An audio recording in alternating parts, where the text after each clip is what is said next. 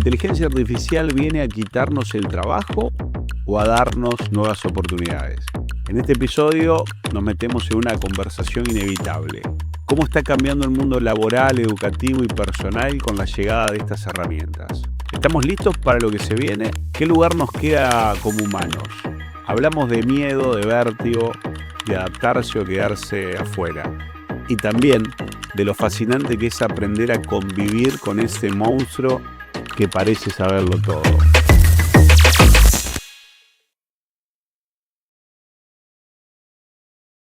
Bueno, buenas tardes, ¿cómo andan?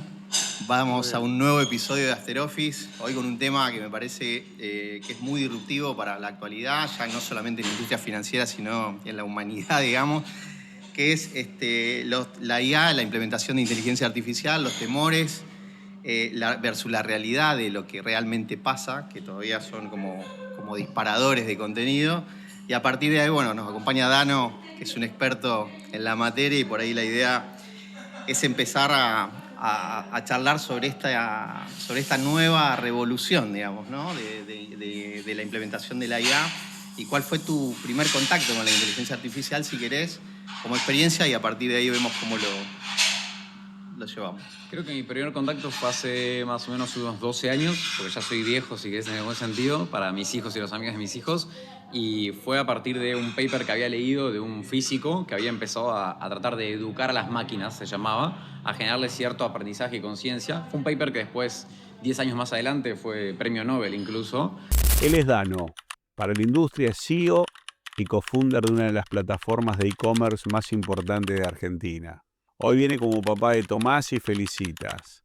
Dice que lo marcan todos los días y que lucha para darles algo que parece simple, pero cuesta un montón. Tiempo de calidad.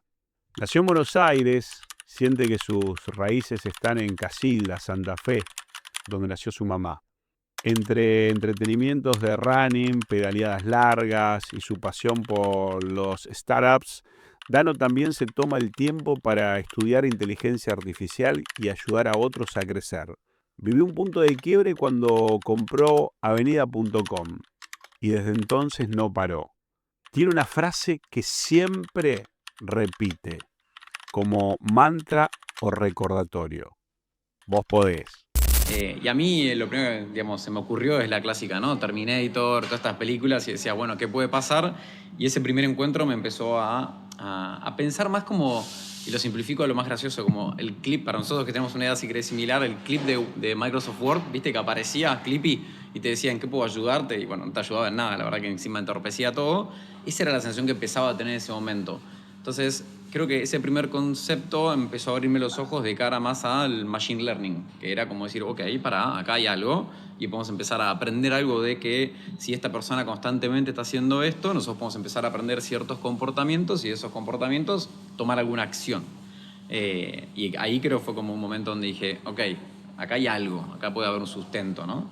Ese fue el primer momento. Bueno, en eso digo, quizás la IA hoy tiene un poco o está en la mesa de los temas de innovación, pero en realidad tiene su historia, quizás no como la conocemos hoy desde el punto de vista de la generativa, sino que había esto que decías vos, empezar a estudiar comportamientos, a través de esos comportamientos tener predicciones de comportamiento, y hoy, digamos, la discusión es si reemplaza o no los trabajos, digamos, ¿cuál es la percepción que tenés sobre ese tema que hoy es como que pareciera como que polariza contra la humanidad, por lo menos en lo laboral, ¿no? Yo tengo un sesgo que para mí, viniendo de la tecnología hace muchos años, esto no es malo, pero sí considero que lo que va a pasar es que quien no se ayorne a usar esas herramientas se va a quedar fuera de cierto juego, ¿no? Que es como el que no aprendió a usar la computadora a tiempo, el que no aprendió a usar Excel a tiempo, el que no aprendió a navegar por internet, si querés, a tiempo, operar las distintas herramientas. Eso genera claramente un cambio súper disruptivo, con la diferencia de que creo que esta vez va a pasar demasiado rápido para lo que estamos acostumbrados, ¿no? Viniendo también del e-commerce, el e-commerce nació hace casi, por decir una forma, formalmente 25 o 30 años, de forma, digamos, que empezamos a ver mucho de lo que pasa hoy, pero en 25 años empezaron a dar de a poquito cada una de estas cosas. La inteligencia artificial está hace más de 50, 70 años casi que se estudia. El problema es, como bien decía recién Mauri, que es la generativa, los LLMs, ChatGPT, todo esto que empezó a pasar de, wow, un chat me responde y me puede dar cierta conversación, pero no estamos preparados para eso. Y lo que me encanta tratar de hacer, y creo que este espacio también contribuye a eso, es pensar en ese concepto como de sacarle el humo y de tratar de ayudar a que la gente se capacite y entienda y no le tenga miedo. Y yo creo que el humano termina siendo como cuando tenés un puente, ¿no? El puente necesita apoyarse de dos lados, o por lo menos los que conocemos por ahora. De un lado tenés que saber promptear y educar esa herramienta con el resultado que vos vas a querer obtener. Y del otro lado, ojalá siga pasando así, el humano tenga el pensamiento crítico para absorber esa información y decir, ok, tengo una herramienta que me empodera, me convierte en un superhumano, entre comillas, y puedo llevar esto a otro nivel gracias a esta herramienta. Pero, ¿cómo hacemos para que, antes mencionabas Terminator, para que esto no se convierta en la revolución de las máquinas? Porque creo que el miedo muchas veces parte desde ahí, cómo las máquinas nos pueden reemplazar, cómo nos sentimos de alguna manera interpelados por la tecnología.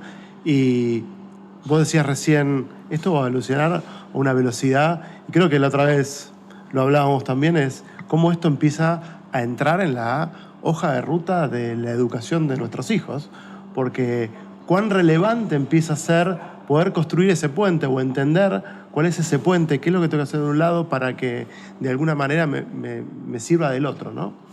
Yo creo que desde la charla que tuvimos hace como 10, 15 días de este tema que nos fuimos como papi del cole preocupados, me preocupa más las profesoras, si querés, el cuerpo docente de los colegios donde van nuestros hijos que nuestros hijos. Pues yo creo que ellos van a... O sea, ya lo ves, sí, agarran la computadora y capaz me agarran la compu que no es táctil y la van a tocar. Entonces es como que ya tienen implantado todo este tipo de cosas y herramientas. Y hoy intento tratar de sacar un poco de presión y creer que eso va a ser distinto. Y hasta hace poco también siempre decía gracias y por favor a los robots, hasta que me enteré que consumen más energía y por ende estamos botando más agua y dije, vamos a cortar esto. Vuelvo al concepto, si querés, principal. Tenemos que educarnos, tenemos que aprender, tenemos que ayornarnos con estas herramientas, tenemos que ir a espacios donde aprendamos, donde nos digan lo que quizás otros no están escuchando. Y siento que hoy en el mundo quizás hay como todavía un porcentaje chico de gente que está escuchando podcast, yendo a un evento, viendo YouTube y aprendiendo. Y es lo mismo que cuando fue cualquiera de las revoluciones tecnológicas o industriales que tuvimos, digamos. Si la máquina te va a reemplazar, y en algunas tareas quizás sí. Entonces, prepárate para que en las tareas donde no te debería poder reemplazar, al menos en el corto plazo, seas una pieza fundamental y te puedas diferenciar. Eso está bueno porque creo que es un poco como las industrias, porque aparte, a diferencia de lo que ha pasado en otras tecnologías, esta tecnología es transversal a la sociedad. Digo, hoy hablamos de los hijos, cualquier persona, las instituciones que no tienen que ver con lo financiero, digo, ¿cómo incorporan esto? ¿Y cuál es el desafío que tenemos como sociedad para involucrarnos y entender la tecnología? ¿Cuál es el alcance? Porque ahí empieza a jugar muchas cuestiones en los sesgos o en por ahí, en la forma en que utilizamos esto. ¿Qué imaginás vos como sociedad, más allá de lo tecnológico, tenemos que afrontar este desafío? Yo creo que la ola ya nos está llevando, ya nos está arrastrando en el buen sentido como sociedad. Creo que hay como tres patas, ¿no? Hay una pata de responsabilidad a la hora de aplicar algo, entender atrás que no es simplemente elijo una herramienta con el resultado que me va a traer esa herramienta, que lamentablemente hoy es más fácil y tendencioso ir a elegirla por ese resultado, sino también tengo en cuenta qué pasa con los datos, digamos, si los tengo cuidados o no, porque, no sé, por ejemplo, nosotros con las herramientas que trabajamos muchas veces en la parte legal tenemos que aclarar que todo contenido que antes quizás era más un tema de confidencialidad, hoy es no lo pases por estas herramientas porque termina siendo público sin querer queriendo. Entonces yo creo que hay una pata, digamos, de legalidad y de entendimiento de que las herramientas que vamos a aplicar atrás tienen sus sesgos, como bien decías, sus formas de aprender, de aprendizaje, y en paralelo también hay como cada compañía que te da estos servicios tiene una forma en la cual educa a estos bots o a estas herramientas o a estos gen, que al final del camino termina siendo si los limitan o no los limitan, si los dejan ser libres, y cada una de esas ediciones te impacta en algún sentido. Ahora, por el otro lado también creo que el desafío lo tienen, por suerte, por lo menos yo no estoy involucrado y ninguno de ustedes dos tampoco, los gobiernos, ¿no? Y ahí yo creo que empieza a correr como un desafío que para mí es el lado de la tecnología es más divertido, que es hasta qué punto, como pasa en Europa, ¿no? Te ponen tantas limitaciones y tantas políticas, digamos, para frenar la innovación que los fondos de inversión dejan de invertir, los startups se van a otros países, a otros territorios, y ves que Estados Unidos y China, digamos, crece, y siento que decís, ¿hasta qué punto cedes? ¿No? Porque si no cedes, la herramienta se queda, después la gente tiene que usar una VPN sentada en Europa para poder usar ChatGPT. Vos decís, yo levanto el teléfono y charlo. Casi que te diría que es mi mejor amigo, digamos, un montón de problemas, pero digamos, me puede ayudar muchísimo. Bueno, pero eso nos lleva a un vértigo también, ¿no? Esta carrera que hay, con que todas las semanas aparece una de las herramientas que desplegó una nueva funcionalidad, un nuevo release, y hay una sensación de vértigo. Uy, hay algo que me estoy perdiendo, hay algo que necesito hacer, hay algo que se está viniendo como un monstruo gigante en el cual no queda claro si estamos del todo preparados como para aterrizar, ¿no? Toda esa tecnología. No estamos preparados para aterrizar toda esa tecnología. Yo creo que ya hice las paces con eso y acepté de que, por suerte, estoy en cierto ecosistema donde absorbo todo eso y lo tomo. La parte, digamos, apocalíptica ya la discrimino, digamos, y sé que la cantidad de búnkers que se han construido en los últimos 5 años por los billionaires, digamos, ya está, los aplaudo. Yo viviré tranquilo en mi casa de Escobar en ese momento y tendré un par de gallinas y una vaca. Pero creo que hoy el mayor desafío es también poder absorber toda esa información y decir, bueno, pará la pelota. A ver, me voy a juntar con Mauri, me junto con Hernán. ¿Qué herramientas usás para editar el podcast? ¿Qué herramientas usás para pimponear? ¿Qué herramientas usás para trabajar cierta base de datos? ¿Por qué usas esa? Y creo que ese juego se tiene que empezar a dar, sobre todo en los profesionales, que después nos damos vuelta y tenemos que trasladar cierta parte de ese conocimiento a otras personas. Y del mismo tiempo, lo divertido es que muchas veces otras generaciones que quizás ya lo están absorbiendo de otra forma más natural, también van a estar utilizando mucho de esto y poder en ese intercambio llevarnos algo, ¿no? Como las piedras de Cocoon de la película, ¿no? Digamos, llevarnos un poco de la juventud y de herramientas de inteligencia artificial. Sin duda creo que uno de los desafíos es, digamos, cómo no tomás la inteligencia artificial, lo fácil de la inteligencia artificial, es decir, delegarle todo a la inteligencia artificial y no perder esa mirada o eso humano en el uso de esas herramientas o esta tecnología, ¿no? Creo que es un desafío que, bueno, el tiempo dirá cómo nos va, digamos, ¿no? Hasta ahora hay casos extremos en todos lados de usos. Totalmente. Y creo que incluso lo interesante es que una vez que tenés una de estas herramientas no te enamores solo de una. Digamos, hoy es impresionante como todos están con ChatGPT, tiene una adopción increíble y nadie está usando Claude, nadie usa Perplexity o de repente les encanta Lovable y no van a N8N. Y digo, creo que también una de las cosas que tenemos es que antes era Excel y es el 98% del mercado y uso Excel, ¿viste? Nadie usaba otra herramienta. Hoy quizás ya tenés Excel, tenés Sheets, tenés como herramientas que te hacen la versatilidad del trabajo. También tenés equipo Google, equipo Microsoft, si querés, en ese sentido. Y creo que en estas herramientas también lo interesante es ir cambiando una a la otra y entendiendo que cada una tiene un resultado y, digamos, un uso distinto potencialmente. ¿Y cómo hacemos para ordenar todo ese uso distinto de distintas alternativas cuando esto puede casi... la adopción puede ser casi una iniciativa personal de cada uno de nosotros, de empezar a usar una IA específica, puede ser paga, open source, pero al final del día, ¿cómo ordenamos el trabajo de todos nosotros mismos, ¿no? Creo que lo bueno de esto que está pasando ahora es que la prueba gratuita, entre comillas, tiene dos cosas muy particulares. El gratuito tiene un alcance muy alto, o sea, no sé si usaron las pruebas gratuitas hasta que se frena. Realmente casi que muchísima gente lo puede usar de esa forma, entonces podés aprender a utilizar la herramienta de muy buena forma. Y por otro lado, no rompes nada. O por lo menos por ahora no rompes nada, digamos. Eso es lo interesante. Antes quizás tenías que entrar a programar y tenías muchas chances de romper algo. Bueno, usted es un señor conocedor, hace muchos años de haber hecho e-commerce. Y digo, en esas implementaciones muy factiblemente rompías algo. Tenías más chances de romper algo que de no romperlo. No sé, yo no sé si no ataqué un país árabe, porque me puse un código, me encomendé al señor de no estar explotando nada, pero... Por ahora no se sabe. Sí, no por ahí. No hay registro.